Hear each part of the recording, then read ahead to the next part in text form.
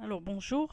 Ce chapitre 8, donc il va concerner une autre méthode euh, ou si on veut dire un autre chantier parmi les chantiers Lean Manufacturing. Donc ce chantier-là, c'est le chantier Kanban. Il est appelé comme ceci. Donc on va commencer par un historique de cette méthode. Alors, vers 1902, la maison Ford adopte le système de convoyage utilisé par la plupart des industries automobiles. Le système de convoyage, c'est le travail en chaîne, comme on a commencé à le faire en début du XXe siècle. On a commencé à produire des voitures dans le système en série. Ça s'appelle le système de convoyage, des chaînes de production. Et donc Toyota adopte ce système-là, l'adopte aussi, mais s'aperçoit vite que la demande n'était pas suffisante pour qu'il soit possible de tirer profit de l'économie d'échelle qui est permise par la fabrication. Et en fait, c'est quoi l'économie d'échelle? C'est ce terme-là, donc il est utilisé en économie pour désigner la diminution du coût moyen de production qui résulte de l'accroissement des quantités produites, parce que le système de convoyage permet de produire beaucoup, hein, dans un temps limité, et il permet de produire, c'est le travail en chaîne. Mais malgré tout, ils se sont aperçus que malgré le fait qu'on peut gagner du temps et produire, accroître les quantités produites, pour tirer profit de ça, c'est pas en fait, c'est pas tellement ce qu'ils voulaient. C'était pas l'objectif. Ils n'ont pas atteint en fait l'objectif. Donc il y a un industriel Kishiro Toyoda. C'est le fils de Sakachi, hein. Apparemment, c'est un industriel de Toyota. Il s'efforça donc de trouver un moyen, il veut maximiser le rendement global du système de convoyage. Maximiser plus que ça, hein. Le système de convoyage, il maximise, il augmente en fait les quantités produites. D'accord? Donc il fait ce qu'on appelle l'économie d'échelle, mais c'est pas assez. Donc un moyen de maximiser le rendement global du système de convoyage de Ford, déjà, hein, c'est-à-dire eux, ils ont fait un benchmarking, hein, et ils ont copié le système Ford, mais ils veulent améliorer en fait le système Ford pour produire en petite quantité. D'accord? Donc en fait, là, les petites quantités, ça commence à... Donc on va voir pourquoi, en fait. Donc la production et l'acheminement de ces pièces étaient synchronisés avec chaque processus. Donc ils ont commencé à synchroniser les processus, c'est-à-dire il y a une communication entre différents processus. Donc, dès que le premier processus termine, il y a un deuxième processus qui commence, etc. Donc, une synchronisation dans le temps. Quand on dit synchroniser, c'est-à-dire une organisation dans le temps et entre les différents processus. Donc dans chaque processus, il y a une synchronisation et même entre les processus, il y a une synchronisation tout au long de la séquence de fabrication. La séquence, c'est les différents postes qui sont enchaînés les uns derrière les autres dans une chaîne de fabrication. Cette méthode d'optimisation du rendement global correspond à ce qu'on appelle le juste à temps. D'accord? Juste à temps, c'est-à-dire fabriquer au temps voulu.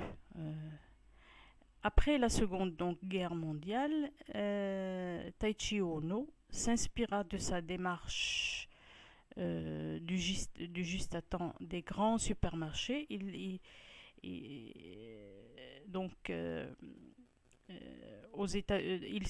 va s'inspirer de ce qui se passe aux États-Unis.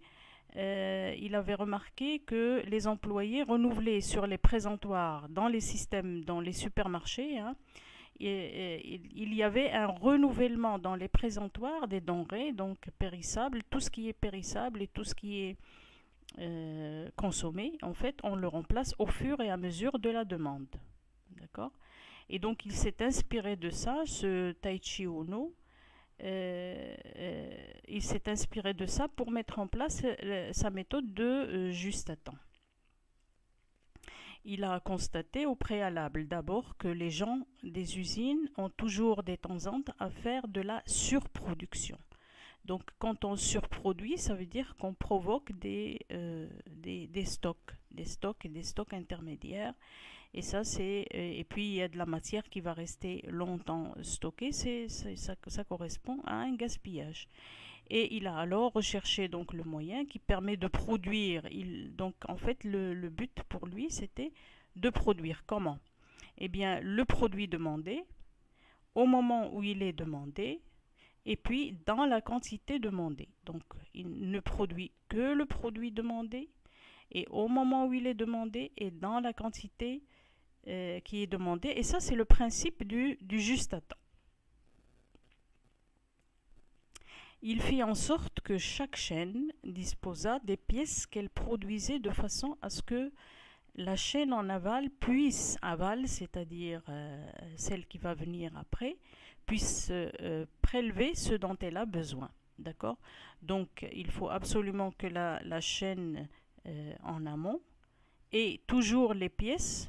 Elle ne produit, et puis il ne faut pas qu'elle ait des pièces en plus. Elle ne va avoir que les pièces qui vont être prêtes pour la chaîne suivante, celle qui est en aval. Il mit donc en place ce qu'on appelle un pull system. Et c'est quoi un pull system? C'est un système, on l'appelle aussi aval-amont, on commence par aval et amont, ou encore on l'appelle le flux tiré. Alors le fonctionnement était régi par les besoins des chaînes en aval. Dans ce système-là, ça fonctionne comment?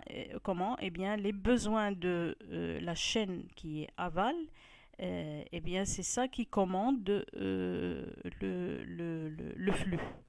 En opposition, donc, si on veut le comparer, il y a l'autre système qui est le push system. C'est un système plutôt amont-aval ou ce qu'on appelle le flux poussé.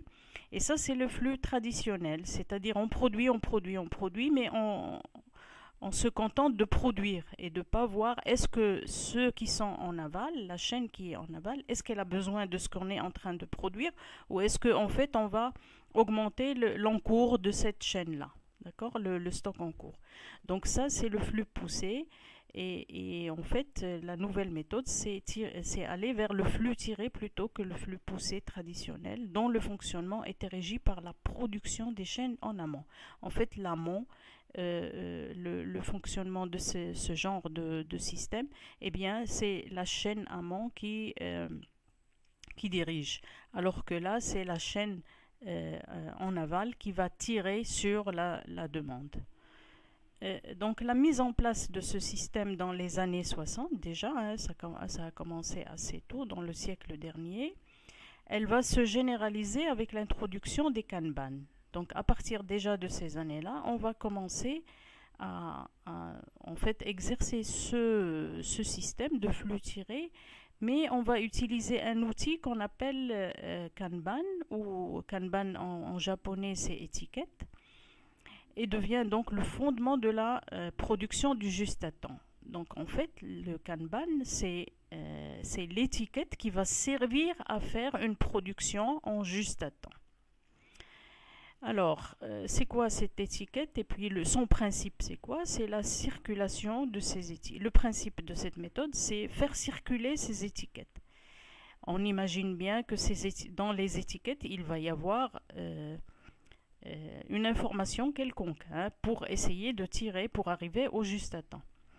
Alors, produire le produit qu'il faut, au moment où il faut, à la quantité qu'il faut. En fait, cette étiquette-là, elle va me permettre ceci.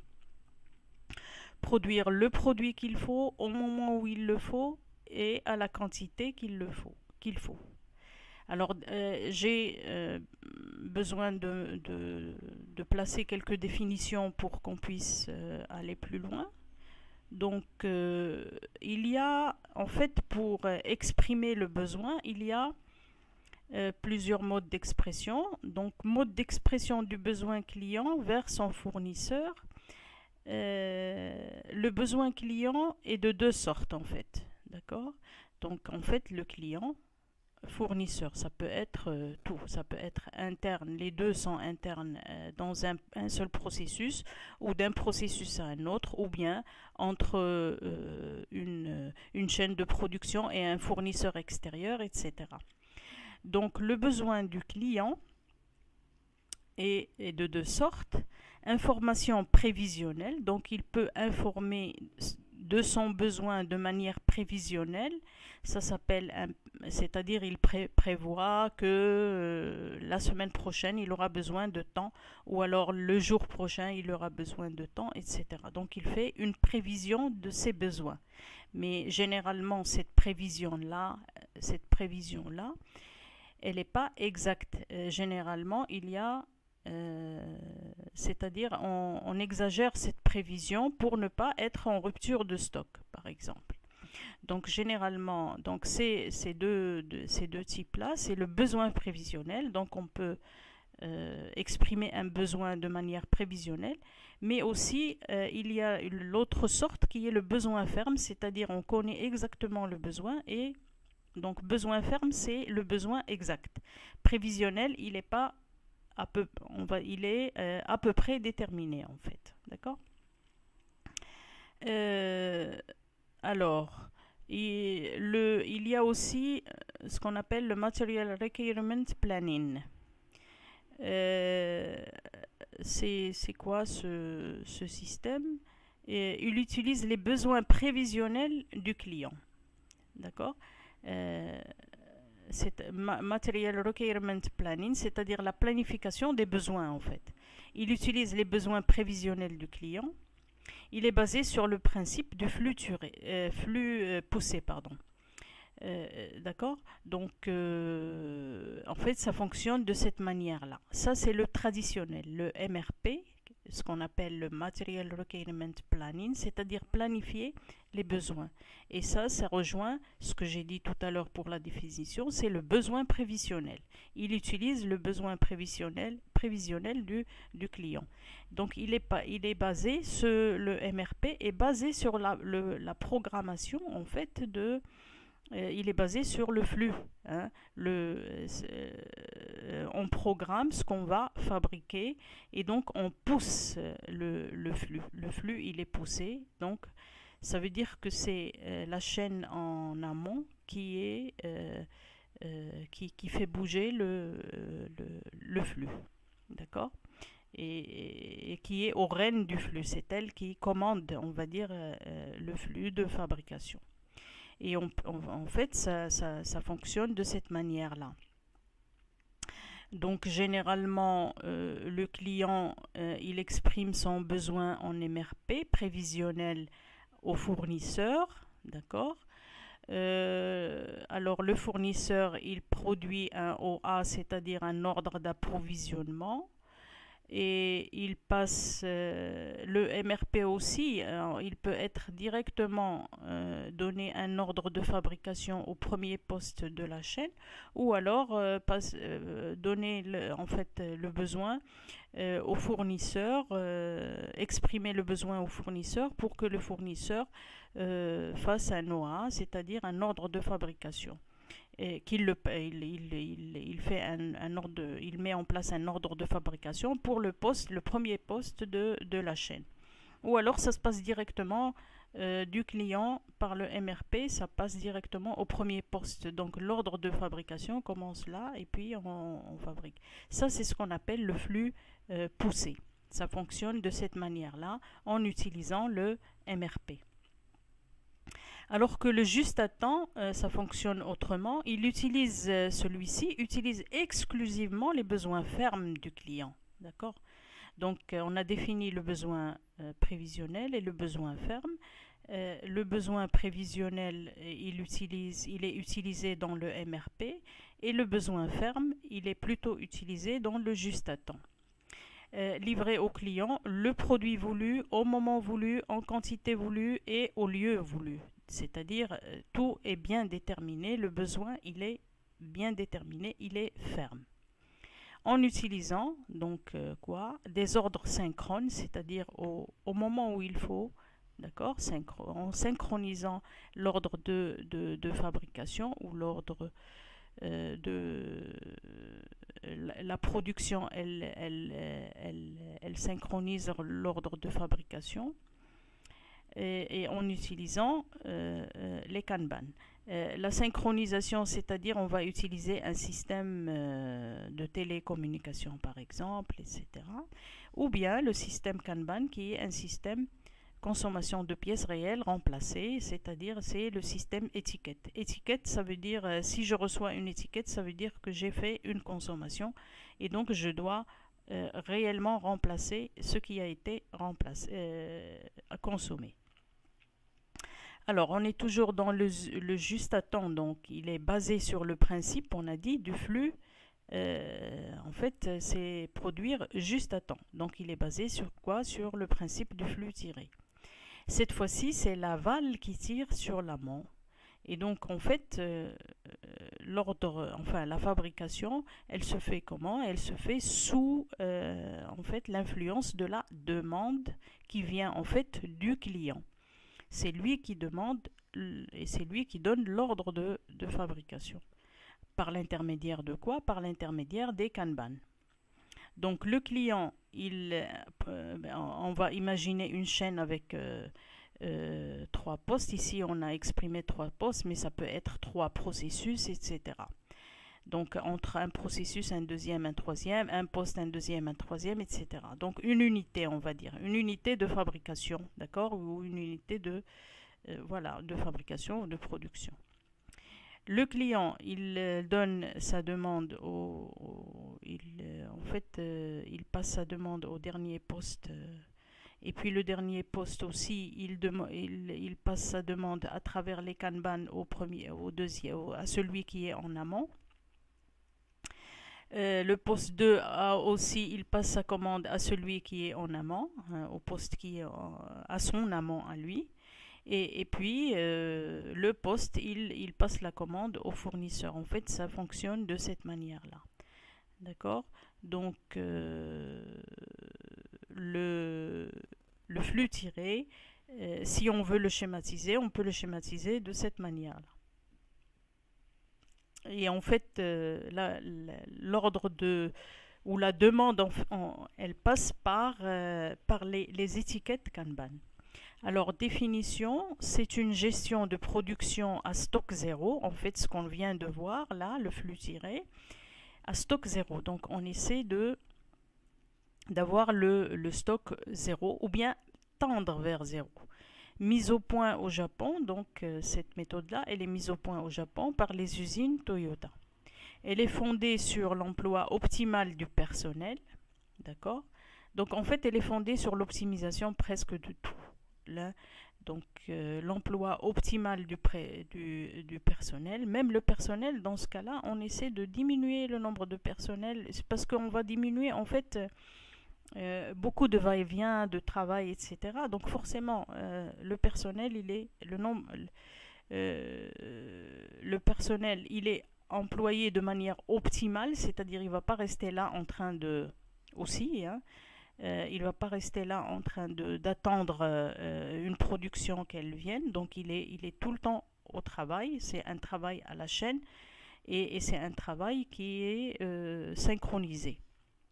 La réduction des stocks par commande journalière, par exemple.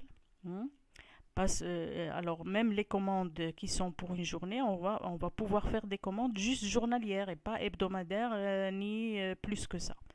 D'accord? Et donc forcément, ça réduit les stocks. La concertation entre la production et la vente pour assurer une charge constante, c'est-à-dire ceux qui vont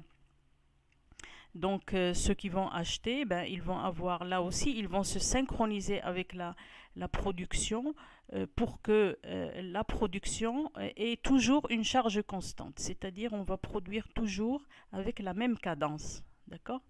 Et même les gens qui vont acheter, eh ben, on va concerter avec eux pour avoir, pour les fournir de manière constante. Et ça donne constante et puis avec une vitesse constante surtout. Et donc ça va donner une charge constante au niveau de la production.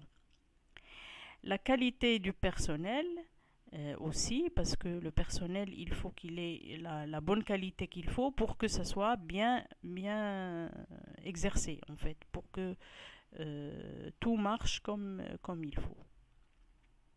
Donc il ne faut pas du personnel qui va hésiter, en fait, sur la manière de faire les choses.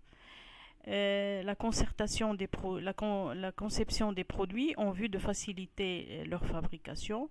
On peut jouer aussi sur la conception des produits pour la facilitation de la fabrication, et comme ça le flux va de plus en plus avoir une charge constante, être fluide, et puis pouvoir appliquer justement que le flux soit tiré. La gestion, elle est centralisée puisque on aura un tableau qui va contenir les Kanban dans chaque poste fournisseur, et donc l'organisation de cette production, elle va toujours être centralisée à un endroit donné, ou alors à plusieurs endroits donnés, mais centralisés. Donc, et donc il y a toujours un poste qui va commander ce flux-là. Et en fait, on va voir tout à l'heure qu'il y a un tableau de gestion de ces cartes Kanban, et c'est ça qui permet la centralisation de la gestion.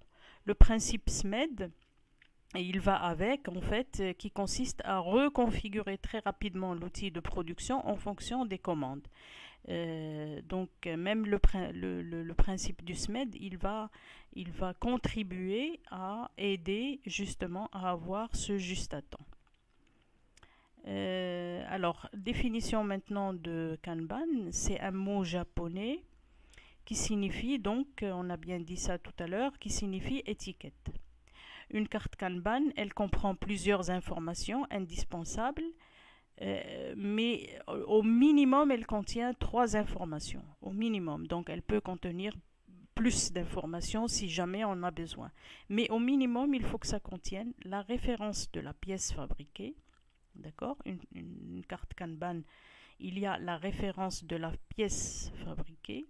Il y a la capacité du conteneur, si on fait, par exemple, si c'est une fabrication de plusieurs pièces qu'on va fournir d'un poste à l'autre dans des bacs. Des bacs qu'on va remplir de pièces, et une fois le bac terminé, il est où il va en stock, ou bien en encours, ou bien voilà, donc il va en stock dans le poste lui-même ou un autre poste, ou bien il va être en encours. Donc la capacité du conteneur, c'est la capacité, c'est-à-dire le conteneur, combien il contient de pièces fabriquées.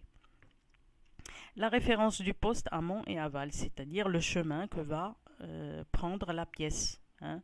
Elle va de l'amont à l'aval.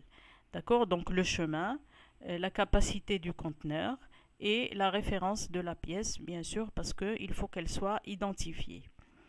Exemple de Kanban, par exemple ici, nous avons identification de la pièce, d'accord, avec un numéro, une catégorie à la limite, et puis l'origine, le poste origine 17, et puis le poste destination 24.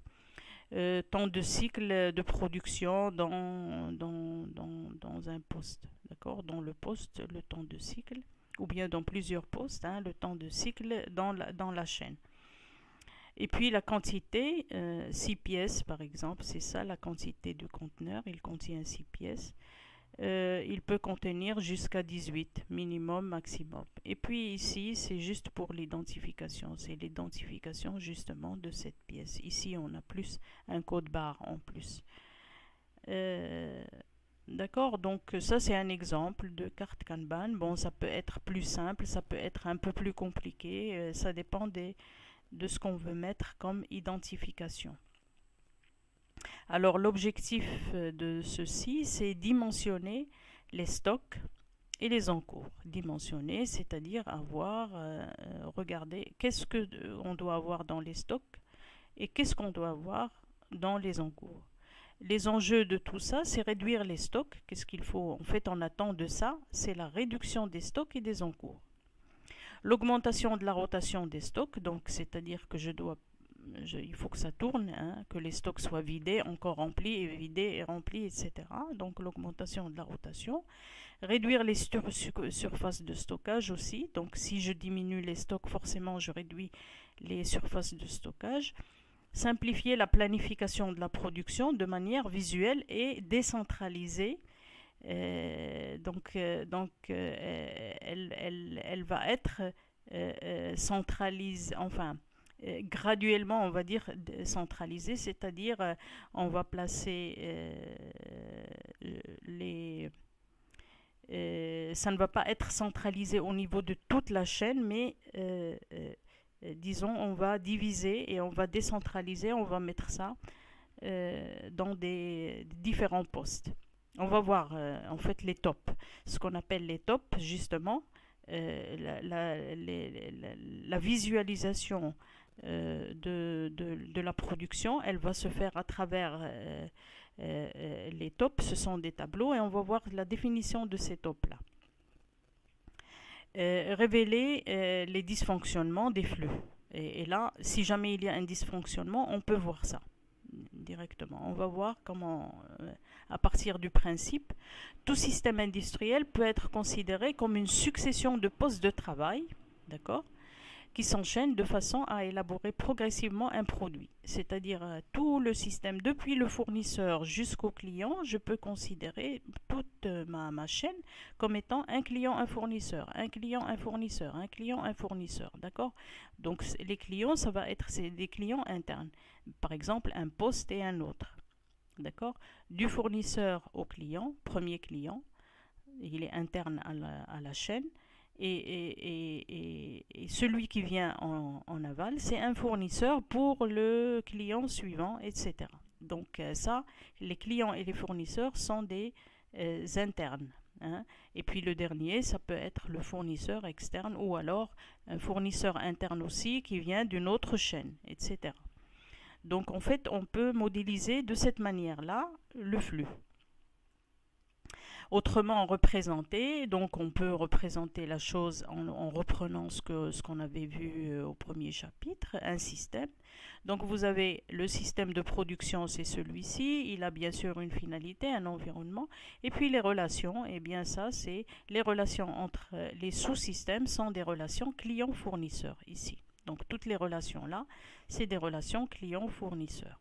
Alors, relation client-fournisseur, elle se passe justement comment? Eh bien, fournisseur et client. Donc, le client, il exprime son besoin à travers un bon de commande. D'accord? Au fournisseur. Et puis, le fournisseur, il donne un bon de livraison qui est en fait l'étiquette avec ce qu'il a fourni. D'accord? Donc, le conteneur de pièces, par exemple, ou bien les pièces, muni d'un bon. Voilà comment ça fonctionne. Alors, le principe, voilà. Maintenant, j'arrive au top, ce que j'ai dit tout à l'heure, le tableau d'ordonnancement de la production, ce qu'on appelle le top. Tableau d'ordonnancement de la production, TOP. Alors, chaque poste fournisseur possède un top. C'est en fait ça la décentralisation. Donc, chaque fournisseur, il possède un tableau d'ordonnancement de la production ou le planning, ou ce qu'on appelle aussi, on peut l'appeler planning des Kanban, qui lui sert de carnet de commande. C'est ça son carnet, et à partir de ça, il sait ce qu'il doit fournir ou il ne doit pas fournir. C'est-à-dire c'est le top qui va lui dire est-ce qu'il doit fournir ou pas. C'est un espace comprenant des emplacements prévus pour recevoir les Kanban aux demandes de production. Les Kanban qui correspondent aux demandes de production. Donc c'est un espace qui comprend des emplacements où on va placer les Kanban. d'accord, que le fournisseur il va recevoir du client.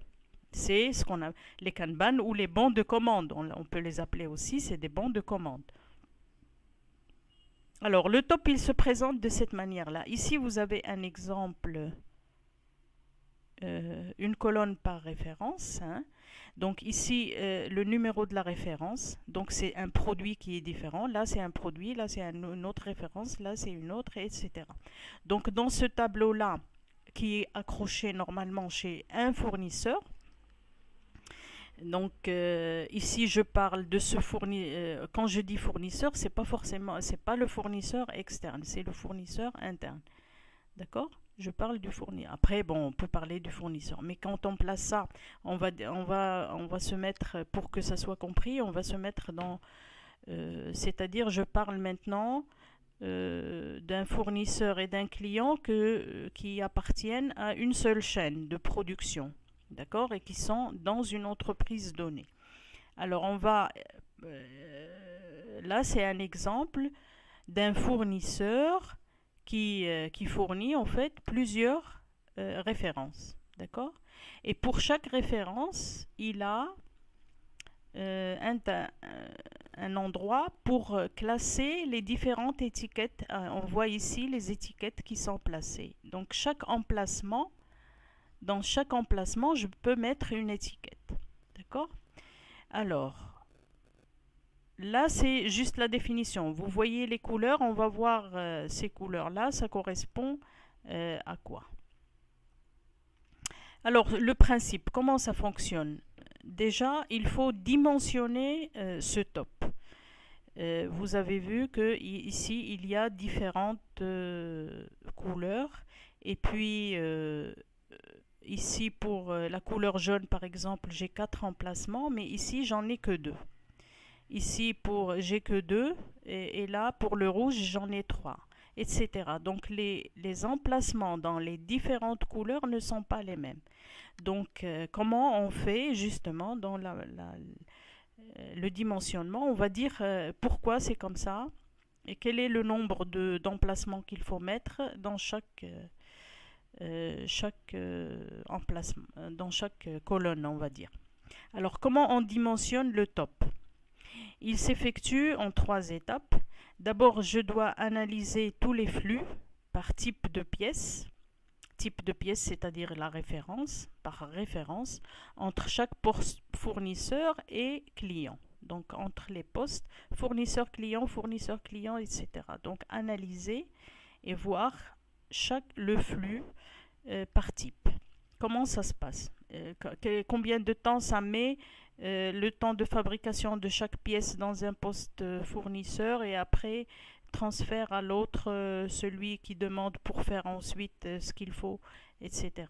Déterminer la taille d'un conteneur par type de pièce, c'est-à-dire vous avez pour chaque fournisseur et client, vous regardez quelle est la taille, c'est-à-dire le conteneur qui contient ces pièces-là et qui va être déplacé d'un poste à un autre une fois que la fabrication est terminée et que le conteneur est plein. Combien il contient, par exemple, de pièces? C'est la taille du conteneur par type de pièce. D'accord? Généralement, chaque type est mis dans un conteneur, donc chaque type de pièce, on va regarder le conteneur qui les contient, combien de pièces il faut que ça soit dans ce conteneur.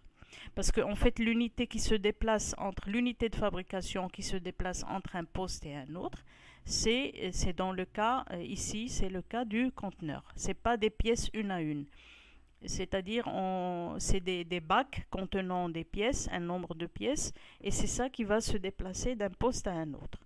Déterminer le nombre de conteneurs à faire circuler pour chaque type de pièce, c'est-à-dire combien de conteneurs il faut faire circuler donc ça, il faut l'analyse du flux, ensuite le conteneur, sa capacité, donc sa taille et sa capacité, et déterminer maintenant le nombre de conteneurs à faire circuler entre les postes. Alors ici vous avez un exemple de top. Vous avez 3 références A, B et C, et plusieurs pièces peuvent être usinées par un poste, comme on a vu tout à l'heure dans l'exemple. Donc par exemple, la référence A, pour ce cas-là, il y a 6 kanban qui vont circuler. C'est-à-dire le nombre de kanban, ça se calcule. Le nombre de kanban qu'il faut faire circuler entre deux postes, ça se calcule. D'accord? Donc ici, pour cette référence, j'ai besoin de 6 kanban. Pour cette référence, j'ai besoin que de 5. Pour cette référence, eh ben, j'ai besoin que de 3 à faire circuler.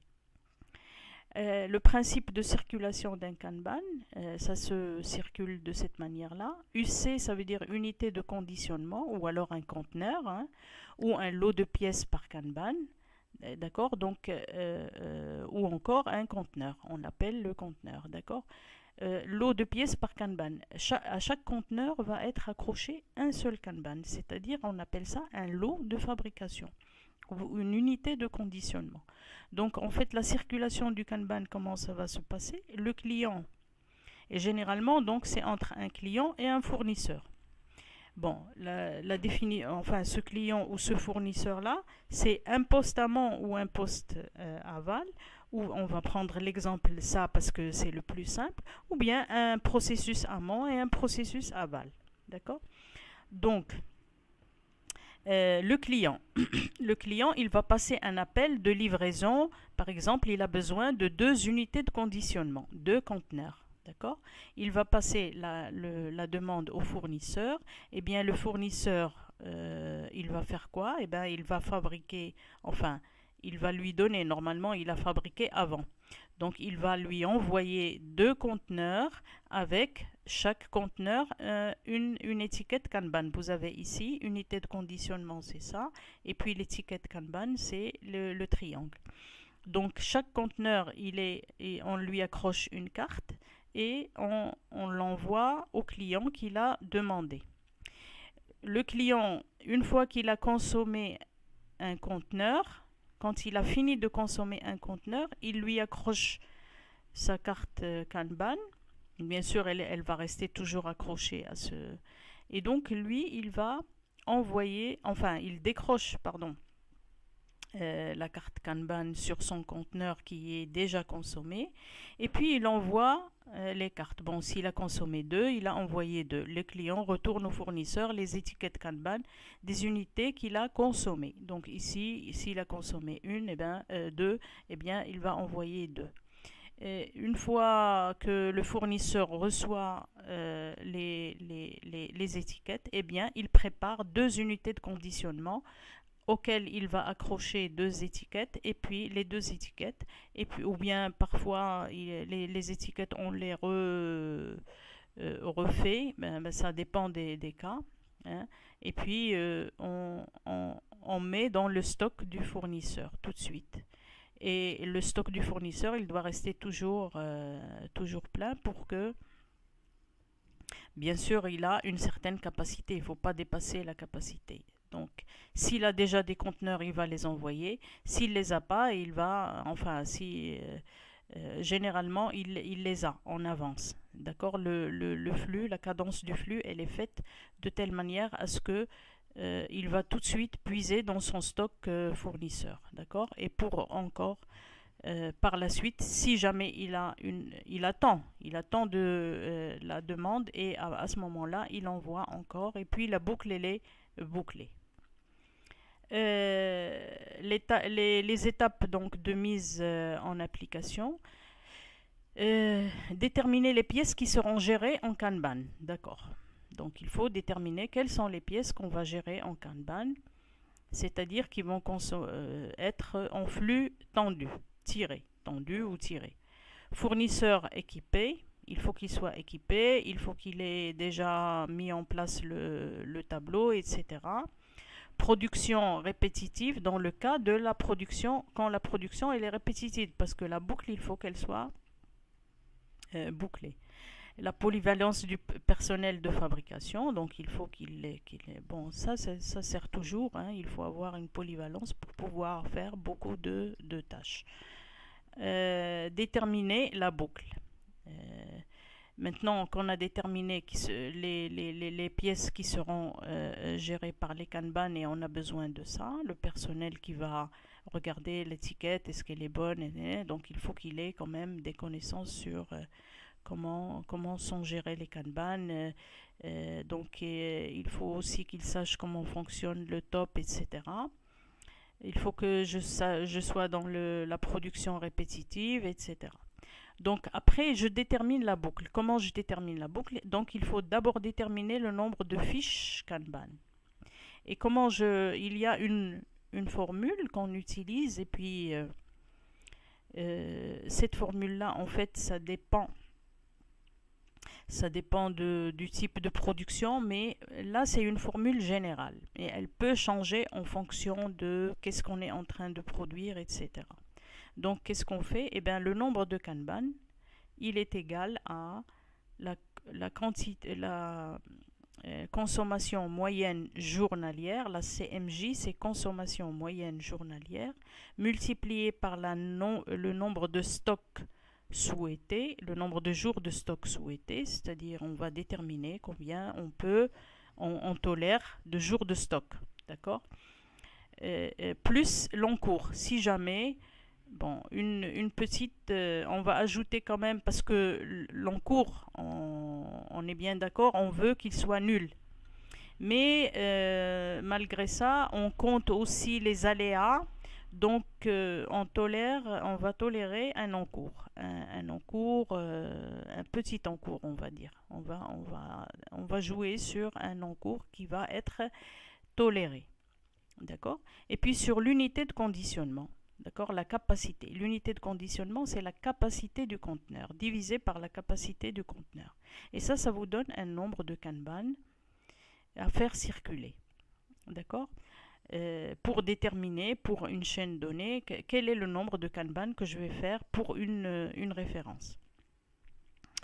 Alors pour ça, on aura une application en TD et donc vous allez voir comment on calcule ce nombre de Kanban. Une fois qu'on a déterminé le nombre de Kanban, on crée les fiches Kanban, d'accord. Et après, on crée les fiches, c'est-à-dire on va mettre la référence, le chemin de poste à poste, l'unité de conditionnement, etc. Créer les tableaux Kanban où seront accrochées les fiches. Donc les tops, on va les créer aussi et on va mettre les emplacements pour chaque référence. Et pour créer les tableaux, il faut se référer au dimensionnement du tableau. Alors le dimensionnement du tableau, ici, ce calcul de Kanban, c'est un premier calcul qui va nous donner le nombre de Kanban qui peuvent être en circulation. Ça ne donne que le nombre de Kanban en circulation, ce n'est pas le nombre de Kanban total. Et puis on va voir même en TD comment on fait pour calculer les autres nombres de Kanban qu'il faut ajouter à ce nombre-là pour trouver le nombre total de Kanban. Donc bon, on va compléter ça. Ici, je me suis contenté juste de vous dire créer les tableaux qui seront accrochés et retourner au client. Et donc il faut dimensionner le tableau. Et on va parler justement du dimensionnement. Étape de mise en application, donc déterminer la boucle, positionner les seuils d'alerte. Alors justement, pardon, excusez-moi, je reviens ici. Ici, on a calculé les Kanban, le nombre de Kanban qui vont être en circulation, c'est-à-dire qui ne sont pas forcément, qui vont être dans le flux, c'est-à-dire qui vont être en circulation, pas sur le tableau. D'accord? Une partie, on va bien sûr lui mettre sa place, mais c'est les Kanban en circulation. Après, il faut faire un autre calcul, et c'est celui qu'on va voir, pour dimensionner le tableau. D'accord? Et alors, dans ceci, c'est justement comment déterminer cette boucle-là. La boucle du Kanban, il faut qu'elle soit déterminée. Alors, on va positionner les seuils d'alerte.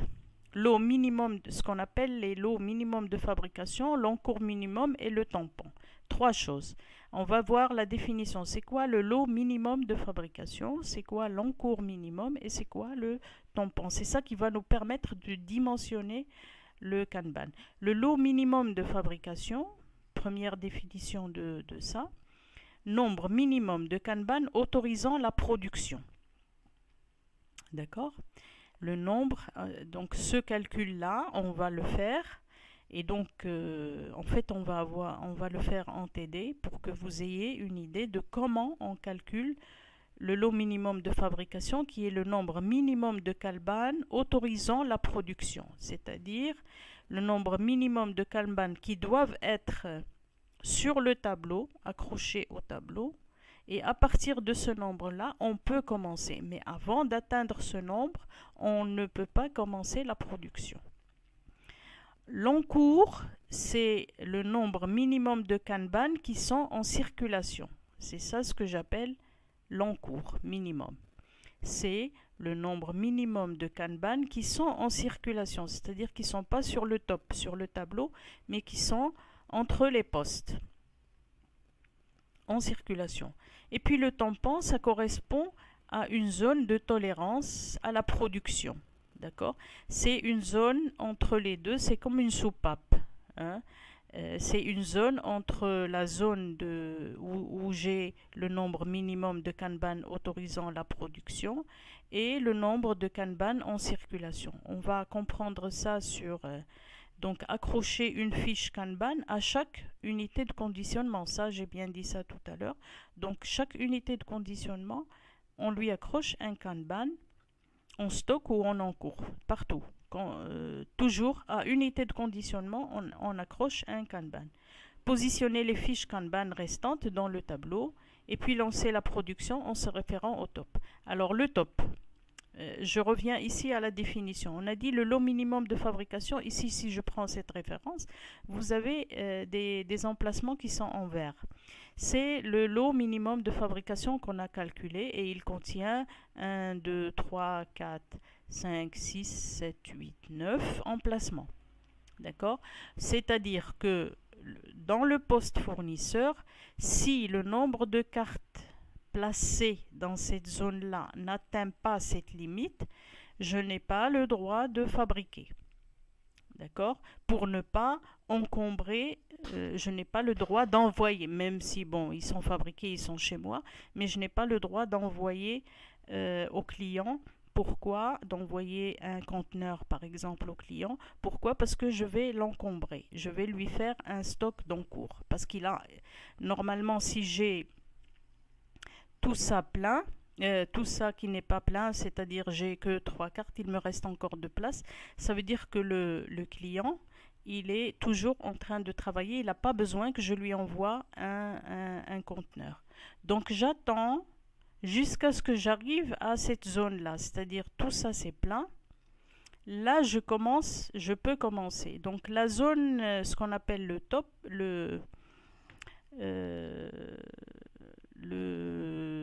excusez-moi, ici, le tampon, voilà, ce qu'on appelle le tampon, eh bien c'est ça, c'est-à-dire dans cette zone-là, je peux envoyer, c'est-à-dire il y a la possibilité. Donc la zone-là, elle est déterminée de telle manière à ce qu'il y ait une certaine...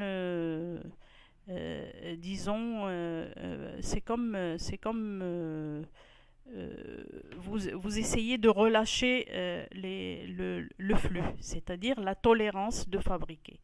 Et donc, quand j'ai ici les cartes, quand j'arrive, je suis arrivé au bout de la zone, là je peux commencer à fournir. Ici, je peux commencer à fournir, ici, ici et ici. Mais attention, à la dernière, c'est déjà limite, c'est-à-dire si j'ai des cartes ici, ça veut dire que j'ai un manque, une rupture de stock. Si j'ai une carte dans la zone rouge, ça veut dire que le client, il attend. Il est en train d'attendre que je lui fournisse. Donc là, pour lui, il y a une rupture de... Ça veut dire qu'il ne travaille pas. Et s'il arrive à la zone jaune. Donc en fait, le nombre de Kanban... alors ici, zone verte, pardon, ici, j'ai pas... Donc zone verte, on a dit, c'est la zone où d'interdiction de produire quand j'ai mes cartes qu'elles sont là et que la zone verte n'est pas encore pleine. Donc interdiction de produire ou d'envoyer le produit. Zone jaune, possibilité de produire. Donc dans la zone jaune, quand je décarte, comme ici, bon, ici, non, c'est plein. Ça veut dire ici, il y a une rupture de stock. Quand je suis là, c'est-à-dire là, je peux toujours envoyer ce que je produis. Je peux envoyer jusque là. D'accord, jusque là. Et puis ici, attention, il y a déjà une rupture de stock. C'est chez le client. Ça commence disons, la rupture de stock commence déjà chez le client. Et ici, donc, il y a totalement un arrêt. Ça veut dire le client, il est complètement arrêté. Zone rouge, produire impérativement le risque de rupture de stock. D'accord. Alors, ce qu'on appelle dimensionnement, c'est justement dimensionner, trouver le nombre de kanban qu'il faut mettre dans la partie rouge, trouver le tampon, le nombre de kanban dans le tampon et le nombre de kanban en circulation. Ça, on a vu la définition, c'est ce que je vous ai montré, c'est le nombre de kanban en circulation, en calculant avec la consommation journalière, etc.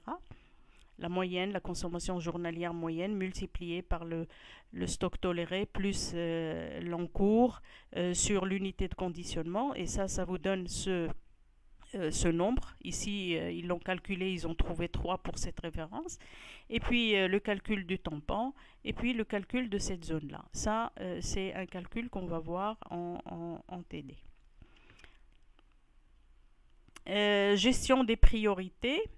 Alors, ici, ça montre, c'est-à-dire par quelle pièce je vais, par quelle référence je vais commencer. Donc, comment je fais la gestion des priorités. Plusieurs pièces peuvent être usinées par un poste. C'est comme l'exemple qu'on vient de voir ici, il y a plusieurs pièces qui sont usinées par le même poste. 1, 2, 3, 4, 5 pièces différentes. Alors, s'il y a plusieurs pièces qui peuvent être usinées, donc par laquelle on va commencer ici. Donc ici, par exemple, j'en ai 3. D'accord. Et ici 3. Et ici, j'en ai 3 aussi. C'est 3, 3, 3. Mais attention, là, je suis dans la zone rouge. Parce qu'il n'y a que 3, ça veut dire que ça, c'est rouge. Ici, donc il y a une rupture de stock. Donc il faut évidemment commencer par C. Celui-ci, il est encore dans la zone tolérée. Bon, ici, on n'a pas montré les couleurs, mais en fait, j'ai encore la possibilité. Donc ici, le plus urgent qu'on voit là, puisqu'il y a encore des vides ici, ça veut dire que là, s'il n'y a pas de vide, ça veut dire que la priorité, c'est pour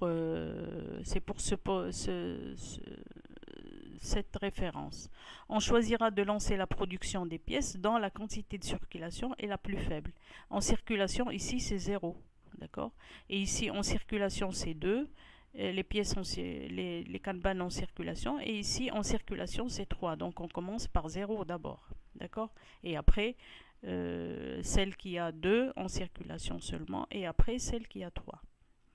Alors ici, on va prendre un exemple d'application de Kanban et on va regarder comment les lignes du montage de voitures chez PSA utilisent en fait le Kanban. En fait, ici, le PSA, Peugeot, il fabrique des voitures. Il commence par l'emboutissage, le ferrage, la peinture et après le montage et puis ça va vers le client. Et en fait, bon, si on veut schématiser l'usine, bon, ils ont des quais où sont stockées les matières premières ou les voitures à la fin de la chaîne. Et puis les chaînes de production de la 206, 206cc et puis de la 307. Les systèmes d'ordre, bon, ici c'est un exemple assez vieux. disons, ou quand il produisait la 206, etc. Bon, ça peut-être ça continue jusqu'à maintenant, je ne sais pas. Alors, les systèmes d'ordre en PSA, ils ont des systèmes d'ordre qui sont différents. Le PSA et ses fournisseurs. Il y a des systèmes d'ordre synchrone, coordination des flux, synchrone, c'est-à-dire dans le temps. Il y a une coordination des flux. Et il y a ce qu'on appelle record et qu'on va voir record. En fait, c'est des initiales. Principe avec l'ordre de fabrication record, c'est un ordre de fabrication qui utilise le Kanban. Ici, on utilise la coordination des flux, c'est-à-dire synchrone. Donc, ça peut être une télécommunication. Mais ici, une communication à partir du Kanban. Ou bien, le jour X, le jour J ou le jour X, c'est prévisionnel, c'est-à-dire une fournie. Donc les ordres, ça peut être synchrone, record, c'est-à-dire Kanban, et puis ou bien prévisionnel. Et nous, on va, ou bien hebdomadaire, journalier prévisionnel ou hebdomadaire prévisionnel. Donc les deux prévisionnels. Alors, on va voir, nous, le système d'ordre record, c'est quoi? En fait, c'est parce qu'on s'intéresse au Kanban, on veut voir comment ça marche, le Kanban chez eux. Donc, record, c'est renouvellement en consommation réelle. Renouvellement en consommation réelle. La consommation effective du client, ça veut dire que, en fait, la consommation effective du client, c'est elle qui déclenche l'envoi de l'ordre chez le fournisseur. Donc ça fonctionne comme le Kanban. C'est le Kanban en fait. Elle permet d'approvisionner juste à temps selon la consommation réelle et la consommation non prévisionnelle mais réelle. C'est le principe du Kanban, mise en circulation de cartes entre le client et le fournisseur. Donc, ils ont une mise en circulation des cartes. Le circuit suivi par les cartes, il est appelé boucle et on a parlé de ça. La boucle, hein, la boucle, c'est la boucle que suit la Kanban. Eh bien, la boucle, eh bien, c'est celle-ci. Le client, donc, il envoie une étiquette pour dire j'ai besoin de fabrication d'un conteneur. Le fournisseur, il remplit un conteneur et il lui accroche une étiquette et puis il envoie au client et c'est ça la boucle de Kanban. Le client consomme les bacs de pièces, il a consommé, d'accord, il a reçu par exemple initialement, il a reçu un bac avec une étiquette, il a consommé. Une fois qu'il a consommé, il envoie l'étiquette et puis le fournisseur, il remplit encore un bac avec son étiquette et il lui envoie. Donc c'est le principe. Alors pour cet exemple-là, ils ont en fait deux types de boucles record. Le record 2, ça fonctionne. Le record, c'est ce qu'on a vu, c'est la boucle. Hein. Et il y a un record 2 qui est une boucle entre le point de consommation en bord de ligne et le magasin PSA. Donc PSA, elle a un magasin qui fournit aux lignes de fabrication. Donc le point de consommation, c'est ce que j'appelle le bord de ligne et le magasin. Et une autre boucle entre le magasin PSA et le magasin du fournisseur. Donc j'ai le magasin PSA qui fournit à la chaîne et puis le fournisseur qui fournit, donc une autre boucle entre le magasin PSA et le fournisseur. Et il y a le record 1 qui est une boucle entre le point de consommation et le magasin du fournisseur directement. Donc sans passer par le magasin PSA. Donc ils ont deux types de boucles record. Ça fonctionne de cette manière-là. Alors le point de consommation, ici par exemple, il reçoit des bacs pleins avec leurs étiquettes, plusieurs bacs avec leurs étiquettes. Il consomme les bacs et il envoie, et il y a des bacs vides, donc ici chez lui, ça veut dire qu'il a consommé. Donc la récupération des bacs vides, d'accord? Pardon. il récupère les bacs vides avec leurs étiquettes, dépôt des bacs vides. Ensuite, bon, ici, il travaille avec une réimpression, dépôt des bacs vides ici. Et il renouvelle en fait l'impression de nouvelles cartes, peut-être parce que en fait ces cartes-là, elles contiennent peut-être elles contiennent une autre information qui est périmée dans le deuxième tour, d'accord? Ça veut dire que à chaque fois ils fournissent des cartes nouvelles. Donc ils reçoivent les bacs vides. En fonction du nombre de bacs vides, ils renouvellent les cartes, donc ils impriment d'autres cartes et ils envoient au magasin, d'accord, qui vont accrocher les cartes sur les bacs qu'ils vont envoyer au point de consommation, d'accord, et les bacs sont envoyés au point de consommation. Voilà. Donc en fait, ça c'est le système d'information qui informe en fait, qui est en fait entre dès qu'il reçoit les bacs vides, il imprime les cartes correspondantes. Et là, donc en fonction des cartes qui sont fournies avec de chez le système d'information, eh bien le magasin il accroche ces cartes-là à des bacs nouveaux qu'il envoie ensuite au point de consommation. La deuxième boucle entre le magasin et le fournisseur, qui est toujours la boucle R2, directement, ben, le magasin, bien sûr, il est fourni par le fournisseur. Donc, en fait, télécommande de pièces par téléchargement, télétransmission, pardon, et ensuite, les pièces ou bien les conteneurs sont fournis au magasin. Donc télétransmission, dès que le magasin il a besoin de bacs, il envoie une télétransmission au fournisseur et le fournisseur donne ce qu'il faut au temps voulu. Donc pour intérêt, on ne commande que ce dont on a besoin ici. C'est ça l'intérêt. Maintenant, la boucle R1, le deuxième type de boucle R1, c'est la boucle entre le point de consommation et le fournisseur.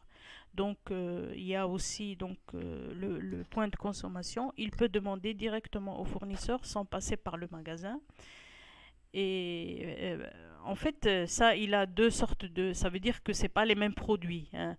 Il peut commander au magasin certains produits, mais certains produits sont commandés directement au fournisseur. Donc ici, dans le point de consommation, il a des bacs pleins. Qu'est-ce qui se passe? Eh ben, il les consomme, d'accord? Une fois qu'ils sont dans les bacs vides, ça veut dire qu'ils sont consommés, ils passent une commande directement par télétransmission au fournisseur. Et bien après, le fournisseur, il envoie ces bacs et il fournit en fait les bacs pleins. Donc il augmente le nombre de bacs pleins. Enfin, le point de consommation reçoit les bacs pleins. Voilà, donc la deuxième boucle entre le point de consommation et le fournisseur. L'avantage de cette boucle-là, il n'y a pas de stock intermédiaire entre le fournisseur et le point de consommation. Donc le stock intermédiaire étant le magasin, par exemple. Donc ici, il y a directement entre la consommation et le fournisseur direct. Mais il y a un inconvénient, il nécessite plus de place à proximité du poste de travail et pas dans le magasin qui est généralement en fait, le magasin, il a de la place pour mettre du stock. Donc ici, c'est ça l'inconvénient. Le dimensionnement des boucles de record, les conditions de fonctionnement, en fait, on va parler du dimensionnement de ces boucles-là. Conditions de fonctionnement de record, disposer d'au moins 2 bacs au point de stockage. En fait, ça c'est pour l'exemple là. Ils doivent disposer au moins 2 bacs au point de stockage. Un entamé et un plein. Avoir un nombre suffisant de cartes en circulation. Donc ça, c'est le calcul qu'ils doivent faire pour regarder le nombre de cartes en circulation. Principe du dimensionnement, on détermine d'abord le nombre de bacs pleins à mettre en place à l'initiation, le nombre total de cartes en circulation dans la boucle, c'est-à-dire à ce moment-là on va calculer avec la formule, c'est le nombre de bacs en circulation, plus le nombre de bacs minimum, le lot minimum de fabrication, plus le tampon, d'accord. Et une fois qu'on a ça, on a le nombre total de cartes, de cartes dans la boucle. Paramètres qu'il faut prendre, les paramètres qu'il faut prendre en compte, eh bien la consommation moyenne journalière, ça c'est pour faire le calcul, le temps moyen écoulé entre la libération de l'ordre et le renouvellement du bac dans le stockage. Donc ici, il y a un temps où on envoie l'ordre, donc il faut le temps d'envoyer l'ordre, et puis de la réaction aussi, hein, le temps de la réaction de celui qui a reçu l'ordre pour le renouvellement. Donc il faut, donc à ce moment-là, il va commencer le renouvellement du bac, et là ça demande du temps. Et puis voilà, donc il faut compter ce deuxième temps. Et puis la taille de la campagne pour les boucles de production, c'est-à-dire le nombre total de Kanban. Toutes les boucles de production, il faut regarder le nombre total pour chaque boucle. Alors, donc, en conclusion, le Kanban, c'est un outil qui permet de renouveler le stock à partir des consommations réelles, d'accord, en fonction des consommations réelles et pas prévisionnelles. Et il a été créé dans le but de diminuer la quantité des encours et même tendre vers des encours nuls. Donc, le but, c'est de tirer le flux. Et donc, tendre le flux, ça veut dire tirer le flux. Il est souvent utilisé dans le cadre de la TPM, Total Productive Maintenance. Il nécessite parfois d'être associé à d'autres outils. Parfois, on a besoin du SMED pour aider justement à obtenir le SMED. Déjà, ça permet de gagner le temps si on change de lot, enfin, si on change de gamme de fabrication pour le SMED. Et puis, ça permet aussi de gagner du temps si on a du travail à faire sur les postes. Donc, s'il y a 5S, on diminue la charge du poste, on diminue le temps de travail dans un poste donné. Et donc forcément, les deux méthodes sont nécessaires pour le Kanban. D'accord ? Voilà, donc c'est ce que je voulais dire sur ce chapitre-là.